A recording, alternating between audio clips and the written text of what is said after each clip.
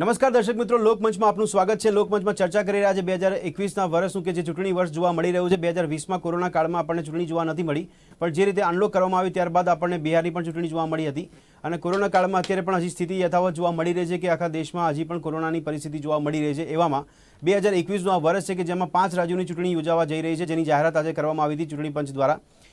પશ્ચિમ બંગાળ છે, તમિલનાડુ છે, આસામ છે, કેરળ છે અને પુડુચેરી છે કે જેમાં 5 રાજ્યોમાં 2021માં એટલે કે માર્ચના અંતમાં મતદાનની પ્રક્રિયા હાથ ધરવામાં આવશે। પશ્ચિમ બંગાળમાં 8 તબક્કામાં મતદાનની પ્રક્રિયા હાથ ધરવામાં આવશે।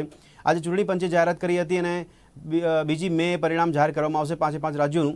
ચર્ચા કરી રહ્યા છે કે 5 રાજ્યોમાં જે રાજકીય સમીકરણો કયા પ્રકારના ગોઠવવામાં આવી રહ્યા છે, તો કયા કયા મુદ્દાઓ મહત્વના ત્યાં સાબિત થઈ શકે છે।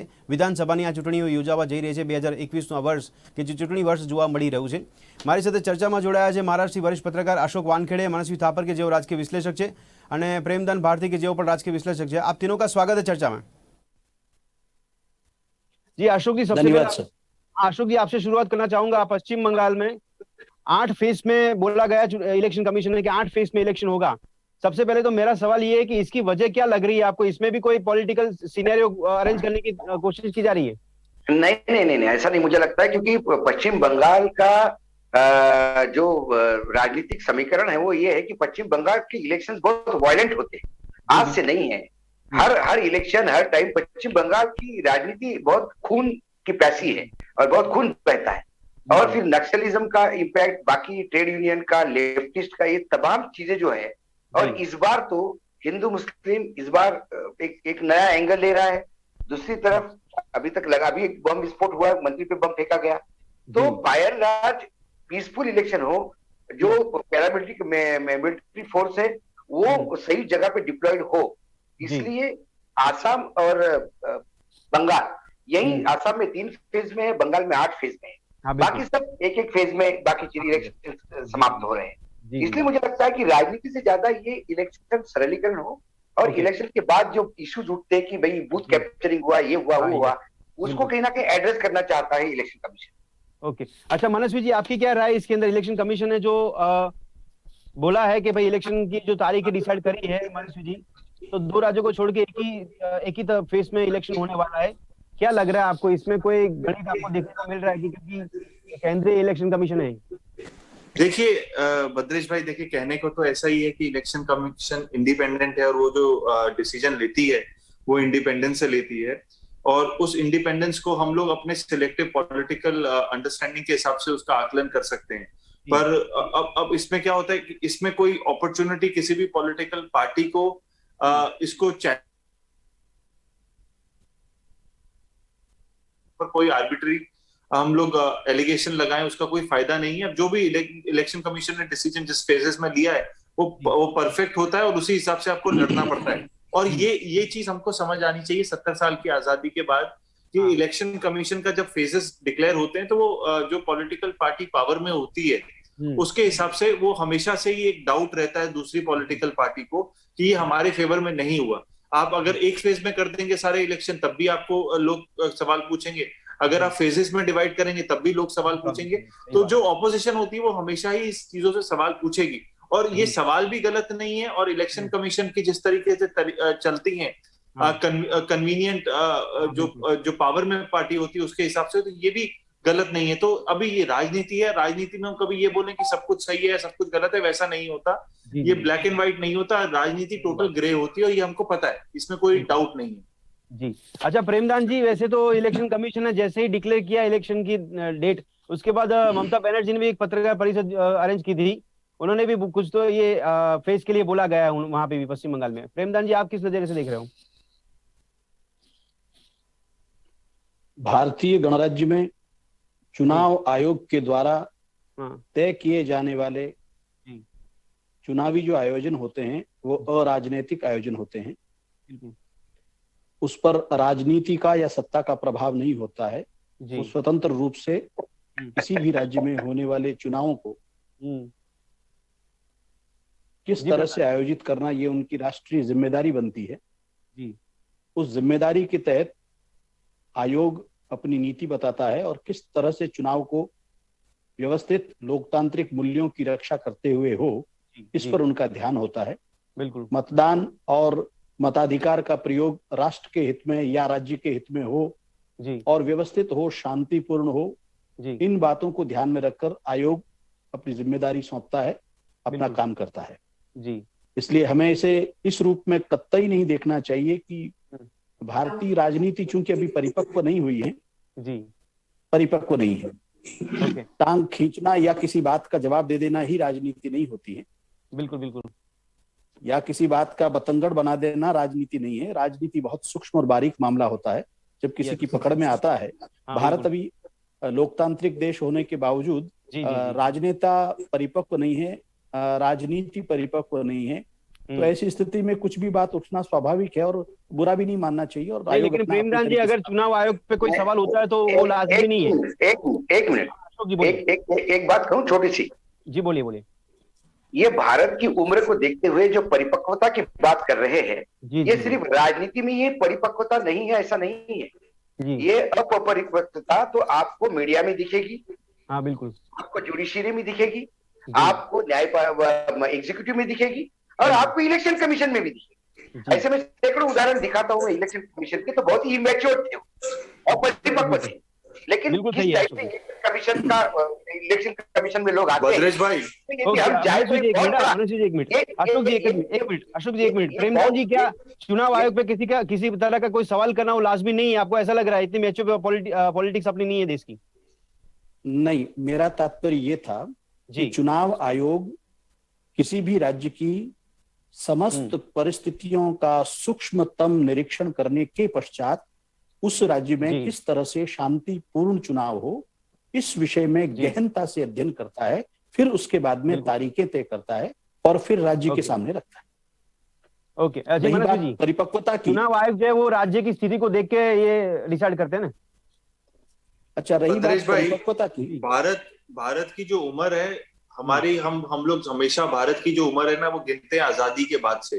पर भारत एक ऐसा देश है जिसकी सिविलाइजेशन दुनिया में सबसे पुरानी है और हमारी जो डेमोक्रेसी है वो भी एकदम रोबस्ट डेमोक्रेसी है। तो हम लोग अपनी जो उम्र है वो अपने अंग्रेजों के जाने के बाद से अपनी उम्र गिनते हैं, तो ये पहले ही गलत हमारी सोच है। सही बात है। हमारी उम्र तो वैसे ही, हमारे देश की उम्र जो है वो बहुत ही पुरानी है, प्राचीन है और दुनिया इसकी कदर करता है। हाँ, लेकिन आजादी के बाद गिना जाएगा ना, आजादी के बाद गिना जाएगा। पर हाँ, क्योंकि आजादी के बाद का क्या होता है कि आजादी के बाद हमारे डेमोक्रेसी को फॉर्मलाइज किया गया और फॉर्मलाइज होने के बाद इलेक्शन कमीशन का चयन हुआ, इंस्टीट्यूशन बना इलेक्शन कमीशन। तो इसके बाद हम लोग इलेक्टोरल पॉलिटिक्स की जब बात करते हैं तो इसके संदर्भ में क्या हो जाता है, राजनीति बहुत ही ज्यादा कोई एथिकल हो या मॉरल हो, कोई रूल बुक से चलती हो, वैसी नहीं है। राजनीति में मकसद क्या होता है पॉलिटिकल पार्टीज का, उनका जो बिजनेस होता है वो बिजनेस टू विन होता है। अगर वो जीतेंगे नहीं तो वो सत्ता में आएंगे नहीं भी तो सेवा नहीं कर पाएंगे। अगर हम सेवा ही करते हैं शब्द को, तो सेवा नहीं कर पाएंगे, या जो कुछ भी वो करते हैं वो सब नहीं कर पाएंगे। तो इसलिए जीतना बहुत जरूरी है और जीतने के समीकरण बनते हैं। समीकरण बनने के हिसाब से आपको फेज में इलेक्शन फायदे में होगा या नॉन फेज तरीके से फायदे में होगा, ये बहुत ही ज्यादा आप स्ट्रेटेजी के हिसाब से आप करते हो। और इसमें नहीं, लेकिन मनोज जी, लेकिन कोई भी पार्टी से चुनाव आयोग जो है वो थोड़ी प्रभावित होता है। हाँ, जैसे बिल्कुल, ये कॉन्स्टिट्यूशनली भद्रेश भाई बोलना ये अनकॉन्स्टिट्यूशनल हो जाता है। पर हमको रियलिटी पता है, हमको ये बोलने की जरूरत नहीं है। ना हमारा कैग कभी इस्तेमाल होता है कभी भी, ना हमारी पुलिस कभी इस्तेमाल होती है, ना हमारे इलेक्शन कमीशन कभी मोटिवेटेड हो सकता है। ये सुनने में ना सीबीआई ना ईडी ये कभी मोटिवेटेड नहीं होते, क्योंकि ये कॉन्स्टिट्यूशनल पोजीशन है भद्रेश भाई। ऐसे आप तीन राजकीय विश्लेषकों को बुला के बोलोगे कि ये मोटिवेटेड हो गए, क्योंकि हम तीनों राजकीय विश्लेषक, हम कोई भी नहीं बोलेगा मोटिवेटेड है, पर बिटवीन द लाइन आपको बता देंगे और आप भी जानते हैं कि ये मोटिवेटेड है कि नहीं। इनकी टाइमिंग आप देखिए, आप हर चीज की टाइमिंग देखेंगे तो जनता जो हमारी है बहुत समझदार। टाइमिंग के हिसाब से ही सवाल हो रहे हैं। प्रेमदान जी, आप इनकी बात से सहमत हो कि नहीं? बात सहमत और असहमत की नहीं है, बात तर्क की है कि जब किसी देश की उम्र की बात आती है तो असल में भारत एक प्राचीन राष्ट्र है, लेकिन स्वतंत्रता के बाद में मैं राजनीति की उम्र और परिपक्वता की बात कर रहा हूं, राष्ट्र की उम्र की बात नहीं कर रहा हूं। मैं कहता हूं कि भारतीय राजनीति सेवा समर्पित नहीं है जी। सेवा के लिए कोई राजनेता नहीं बनता है, या सेवा सही के बात। लिए कोई सत्ता में नहीं आता है। तो सत्ता में व्यापार है आने के लिए, हाँ, व्यापार नहीं है, ये राष्ट्रीय व्यापार बन गया है कुछ लोगों के लिए। जी जी जी, कुछ लोगों के लिए राष्ट्रीय व्यापार है और सही इसे व्यापार के रूप में काम में लेते हैं। किसी व्यंग्यकार की मुझे तो रचना सवाल होना याद आती है लाजमी कि है ना अगर तुम्हारे प्रेमदास जी, पास, तो सवाल होना लाजमी है। चुनाव आयोग हो या कैग हो, नहीं, किसके उठना ऊपर भी लाजमी सवाल है होना सवाल। लाजमी है। पौंडीचेरी की सरकार यदि और 10 दिन के बाद गिरती तो शायद ये हाँ, प्रेस कॉन्फ्रेंस 10 दिन बाद नहीं होती।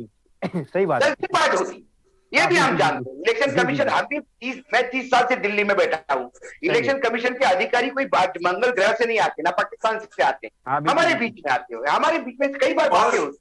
वो जी, बताते हैं कि हम जब बोलते कि बंगाल कब तक, बोले अभी एक आध विकेट जाना है, उसके बाद सबका अनाउंस इकट्ठा ओके, होगा। यस ये यस जब वो बोलते हैं तो हमको भी पता है विकेट जाने वाला है, लेकिन हम ना वो ऑन द भद्रेश रिकॉर्ड भाई, कहते, ना हम ऑन द रिकॉर्ड ले सकते हैं ये बातों को। लेकिन अशोक जी, भद्रेश अगर भाई, मैं ये बोलना भद्रेश चाहूँ भाई, कि केंद्र में जो सरकार है उसकी फेवर में चुनाव आयोग काम करेगा, वो तो लाजमी नहीं है ना।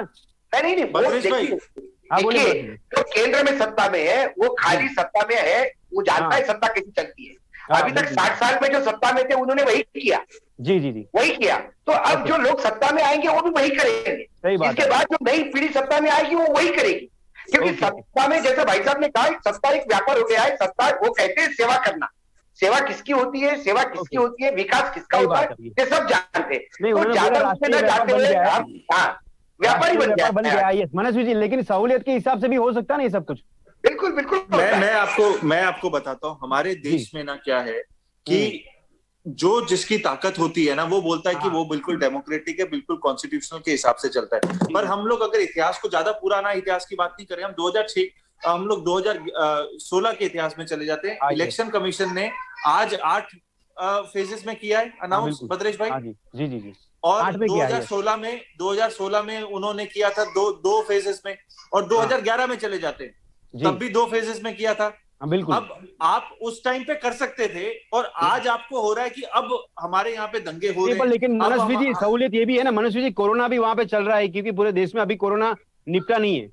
अच्छा, देश में कोरोना मिटा नहीं है। बिहार में कोरोना था कि हाँ, बिहार में कोरोना नहीं था? तो उसकी सफलता देखी गई होगी ना शायद। नहीं, बिहार में कोरोना में कितने फेजेस में हुआ था भद्रेश भाई? वहां तो उस टाइम यही भी कोरोना सवाल है। था। मैं आपको हाँ यस यही बिल्कुल, बताता हूँ सवाल, कि जी जी जी, सवाल जो है ना, सवाल गलत नहीं है, ना ही जवाब गलत है। बिल्कुल, बात क्या है, कन्वीनियंस की है। ओके, जब हमको 8 करने हैं तब कोरोना का हम दे देंगे, और वही सही बात, कोरोना जब बिहार में है तो कोरोना हाँ तो नहीं नहीं, है। तो वो बराबर, सिलेक्टिव है, हर हाँ चीज यस, सिलेक्टिव है। और यही जी, चीज मैं आपको बोलता हूँ, डीडीसी के जम्मू कश्मीर के इलेक्शन में कोरोना हाँ नहीं था।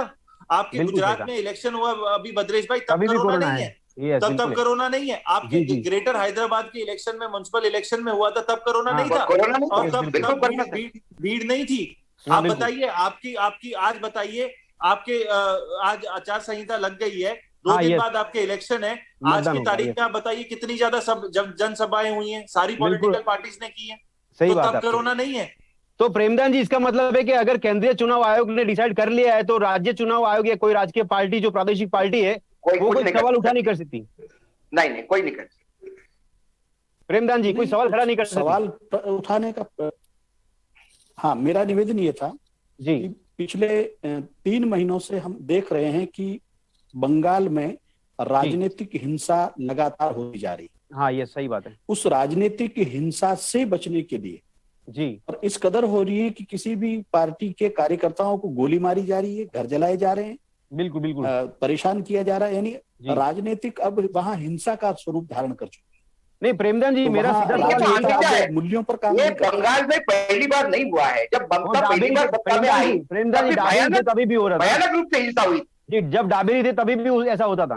नहीं नहीं, बिल्कुल हिंसा बंगाल के चुनाव में हमेशा होती है।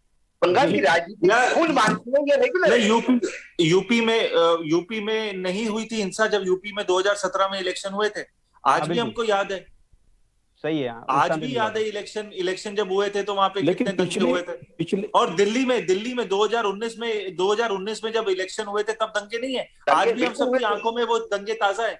तो जी जी जी, राजनीति में, और अब दंगों के कारण, जब भी ये वाली पॉलिटिकल पार्टी है, जब इफेक्टिवली इलेक्शन लड़ना चाहती है, तो दंगे तो आजू बाजू कहीं ना कहीं दिखते ही हैं हमको। हाँ बिल्कुल सही है, जी ये प्रेमदान ऐसा जी, क्यों है? ऐसा क्यों है, जब भी ये एक पॉलिटिकल पार्टी है, कहीं पे इलेक्शन लड़ना चाहती है, वहां दंगे होते हैं। जी ये भी एक क्योंकि सवाल है। क्योंकि बिल्कुल सही, दंगे से सक्सेस मिलती है ऐसा लगता है। हाँ। गुजरात से लेके यूपी से लेके बिहार तक ये लगातार हो रहा है, दिल्ली में भी हो रहा है। भद्रेश भाई ऐसा क्यों है कि दंगे जब होते हैं, दंगे होने के देखिए, जब दंगे होते हैं तो डेवलपमेंट की बात नहीं होती, दंगे जब होते हैं ना तो क्या होता है कि दो वर्ग डिवाइड हो जाते हैं, और दो वर्ग, अगर मैं भारत के कॉन्टेक्स्ट में बोलूं, हिंदू और मुस्लिम डिवाइड होते हैं। दंगे तो हमारे कम्युनल दंगे होते हैं, हमारे कोई इंटेलेक्चुअल दंगे थोड़ी होते हैं कि हम लोग मंगल में जाएंगे तो उसके लिए लड़ाई हो रही है, आप और मैं उसकी मतलब डेवलपमेंट टॉक्स थोड़ी है। हम लोग लड़ते क्या, हिंदू मुस्लिम की बात करेंगे उसमें हम लोग डिवाइड हो जाते हैं, तो पोलराइजेशन होता है। अब पोलराइजेशन से क्या हो जाता है कि जो हिंदू पॉलिटिकल पार्टी है तो उसको फायदा मिलेगा, और जो मुस्लिम पॉलिटिकल पार्टी है उसको फायदा मिलेगा। आप देखिए, हमारे देश का पहले इलेक्शन दंगों के कारण जीता गया था, नहीं। दूसरा इलेक्शन दंगों के कारण जीता गया था, नहीं। तो हमारे देश में इलेक्शन दंगों के कारण नहीं जीता जाता था। अब ऐसा हो गया है कि अगर आप राजनीति में वोट्स काउंट होती है, अब वोट्स क्या है कि किसी एक वर्ग की, एक जाति की वोट ज्यादा कहीं होती है, कहीं पे कम होती है, तो अगर आप डिवाइड कर देते हो तो लोगों में कंफ्यूजन हो जाता है। तो डिवीजन में अगर 10 लोग वोट करने वाले हैं, 10 में से अगर 6 लोगों ने कहीं एक तरफ वोट कर दिया, वो जीत गए। आप इनको डिवाइड कर दो, आप तोड़ दो, उसमें से 3-4 लोग तो आएंगे नहीं, आपने तोड़ दिया, उसमें डिवाइड हो गया, तो जिसको 10 में से 1-2 वोट ज्यादा मिल जाएंगे वो जीत गया। लेकिन अशोक जी, मेरा सवाल ये है कि पूरे 5 राज्यों के बीच में पश्चिम बंगाल इतना इंपॉर्टेंट क्यों है? नहीं, पश्चिम बंगाल इंपॉर्टेंट इसलिए है कि पश्चिम बंगाल से 43 सीटें आती है लोकसभा की, और वर्तमान में जो केंद्र में सरकार है उनको बिल्कुल सही बात है, राज्यों से ज्यादा केंद्र की महत्व है। दूसरी बात, पिछले लोकसभा में 18 सीटें आई थी, 18 आने से उम्मीद जमती है, लगता है कि जहां 18 से 40 होने में टाइम नहीं लगेगा। दूसरी बात, जो वर्तमान केंद्र में सरकार है उनको ये मालूम है कि 2024 में कई जगह वो सीटें नहीं मिलेगी जो पिछली बार मिली। बिहार में सब लोग इकट्ठा चुनाव लड़े, बीजेपी के साथ बहुत सारे लोग थे, इसके बावजूद 70+ का टैली आरजेडी ने रखा है। यदि ये कन्वर्जन होता है लोकसभा में, तो जो पिछली बार का बिहार का स्वीप है वो इस बार नहीं होगा। जब इस बार नहीं होगा तो वो ऐसी जगह नहीं ढूंढ रहे हैं। देखो, बीजेपी का बहुत बढ़िया प्लानिंग होता है, यहाँ से कम हो गया उनको मालूम है तो नई एरिया ढूंढते हैं, वह नई एरिया से पिकअप करके लाएंगे। तो बंगाल उनके लिए इसलिए सबसे बड़ा इंपॉर्टेंट है क्योंकि बंगाल में 43 सीटें हैं, उनका टारगेट होगा 43 में से कम 35 या 40 सीटें जीते, इसलिए वहां विधानसभा हाथ में होना जरूरी है, या अपने एमएलए जितने होने चाहिए कि जो विधानसभा पे कंट्रोल रखे। नहीं मनोज जी, मेरा सवाल मनोज जी है कि बीजेपी जो स्ट्रेटेजी अभी यूज कर रही है उसमें कोई गलत चीज आपको देखने को मिल रही है? अगर पश्चिम बंगाल में वो एंट्री कर रही है, भले वो अपने तरीके से कर रही है, लेकिन इसमें कुछ गलत लग रहा है आपको? देखिए, राजनीति में एक ही चीज गलत होती है, वो है हार, और जीत की कोई गलती नहीं होती है। आप जब तक जीत रहे हो तब तक सब कुछ सही है, और बीजेपी हो या कांग्रेस हो या टीएमसी हो, कोई राजनीति में गलती नहीं करता। गलती तो आम आदमी करता है, आप, मैं और जो दूसरे हमारे राजकीय विश्लेषक है, हम लोग गलतियां करते हैं। राजनेता कभी गलती नहीं करता। हम लोग तो सिर्फ बाद में एनालिसिस करते हैं कि कौन जीता और कौन हारा और क्या हार और जीत का कारण हो सकता है, पर राजनीति कभी गलत नहीं है। जी, ओके मनस्वी जी, पश्चिम बंगाल की अगर हम खास तौर पे बात करना चाहे तो पश्चिम बंगाल में आपको क्या लग रहा है, वहां पे प्रादेशिक मुद्दे ज्यादा इंपोर्टेंट रखेगा या फिर नेशनल मुद्दे? देखिए, 2014 के बाद प्रादेशिक मुद्दे कहीं पे भी मुझे नहीं लगा कि इंपॉर्टेंट रहे हैं, और वो बीजेपी इन चीजों में बहुत ही ज्यादा एग्रेसिव और कम्युनिकेशन में नंबर 1 पॉलिटिकल पार्टी है, और वो अगर प्रादेशिक मुद्दों की बात करेंगे तो वो तब बात करेंगे अगर प्रादेशिक मुद्दों में टीएमसी फेल हुई है, ममता बनर्जी फेल हुई है, तो वो प्रादेशिक मुद्दे बात करेंगे, और अगर प्रादेशिक मुद्दों में वो पास हुई है तो वो नेशनल मुद्दों की बात करेंगे, राष्ट्रीय मुद्दों की बात करेंगे। बिल्कुल। तो इसी हिसाब से चलेगा। जिस तरह अगर हम गुजरात की बात करें तो गुजरात में हम लोगों ने देखा है कि हमने नेशनल मुद्दों को लिया है, और दिल्ली के इलेक्शन में भी हमने नेशनल मुद्दों को लिया था, और ग्रेटर हैदराबाद के मुद्दों पे, बिहार के मुद्दों में भी नेशनल मुद्दों को लिया था। तो वो स्ट्रेटेजिकल होता है। अगर कोई चीफ मिनिस्टर वीक है तो उस टाइम पे हम स्थानिक मुद्दों की बात करेंगे, अगर चीफ मिनिस्टर स्ट्रांग है तो नेशनल मुद्दों की बात करेंगे। नहीं, लेकिन अशोक जी, वहां पे तो पश्चिम बंगाल में ममता बनर्जी कितनी फाइट दे रही है बीजेपी को, क्या लग रहा है आपको? देखिए, बंगाल की राजनीति बाकी राज्यों के राजनीति से अलग है। जैसा बिहार बीजेपी के पास कैडर है, तो राजनीति में वही सक्सेस होता है बंगाल में जिसके पास कैडर है। लेफ्ट का कैडर था, और ममता बनर्जी कांग्रेस से छूटी क्योंकि कांग्रेस में कैडर की वो परिभाषा नहीं थी। ममता ने अलग पार्टी खोल के अपना कैडर बनाया, सही बात है। दूसरी बात है, बीजेपी 2014 से नहीं, मैं यदि नरेंद्र मोदी जब मुख्यमंत्री थे गुजरात में, उनका जो आखिरी इलेक्शन था तब से लेके आज तक आप ये देखोगे कि वो नरेंद्र मोदी की जो स्टाइल ऑफ पॉलिटिक्स है वो अपना एजेंडा सेट करते हैं और विपक्ष को अपने एजेंडे पे ठेलते हैं। सही बात है। विपक्ष के एजेंडे पे कभी नहीं जाते। इसलिए गुजरात में जब चुनाव हुए तो सोनिया गांधी का इलाज का खर्चा, 50 करोड़ की गर्लफ्रेंड, सर क्रीम दे रहा है पाकिस्तान को, ये मुद्दे उठे। गोचर की जमीन किसी ने बात नहीं की, गुजरात की बाकी किसी ने बात नहीं की। वैसे बिहार में है, वैसे अब बार बार जो बात हो रही है बंगाल में, वो तुष्टीकरण की बात हो रही है। हिंदुओं को अपील किया जा रहा है कि आप क्यों मार खा रहे हैं, जय श्री राम की अपील हो रही है। नहीं, लेकिन मेरा सवाल यही है अशोक जी, अगर वहां पे ऐसा बोला जा रहा है कि बीजेपी वहां पे भी चुनाव प्रचार कर रही है, अशोक जी मेरा सवाल ये है कि बीजेपी के जितने भी कार्यकर्ता वहां पे मरे हैं तो उसके लिए भी वो प्रचार करते वहां पे देखने को मिल रहा है। क्या आपको लगता है कि उनकी सिंपैथी मिलेगी बीजेपी को पश्चिम बंगाल में? नहीं, देखिए, आज अब बीजेपी के मरने वाले कार्यकर्ताओं की लिस्ट ढूंढ रहे हैं, लेकिन जब बीजेपी वहां थी नहीं और ममता बनर्जी लेफ्ट के साथ लड़ रही, तो ममता के कितने कार्यकर्ता मरे हैं इसकी लिस्ट आप ढूंढोगे तो आपको आश्चर्य लगेगा। मैंने ममता बनर्जी को विदाउट बैंडेज, सर फूटे बगैर, हाथ फूटे बगैर कभी लोकसभा में दिखा नहीं। वो हमेशा बैंडेज में आती थी, इतना मारा है उसको लेफ्ट के पुलिस ने। ये मैंने कहा ना, वहां लीडिंग फ्रॉम द फ्रंट चाहिए। बिल्कुल। जो कैडर बंगाल में, बिहार, गुजरात और महाराष्ट्र से लोग नहीं गए हैं, वो बंगाल के ही लोग हैं। वो कैडर पहले लेफ्ट का था, वो ममता के साथ शिफ्ट हो गया। बीजेपी को यदि वहां सत्ता में आना है तो उसी कैडर को बीजेपी को लेके चलना पड़ेगा। बीजेपी यूपी बिहार के लोग वोटिंग नहीं करवा सकते। अच्छा मनोज जी, आपको क्या लग रहा है वहां पे चुनाव प्रचार जिस तरह से हो रहा है, अमित शाह, नरेंद्र मोदी जिस तरह से वहां पे प्रचार कर रहे हैं, वहां पे सेंट्रल की जो स्कीम है वो पश्चिम बंगाल में मुख्यमंत्री ने लोगों को वंचित रखा है, इस तरह का चुनाव प्रचार किया जा रहा है, और ममता बनर्जी वहां पे लोगों को नौकरियां भी दे रही है, पेट्रोल डीजल में टैक्स कम कर दिया, इस तरह के भी मुद्दे पे काम किया जा रहा है। क्या लग रहा है आपको?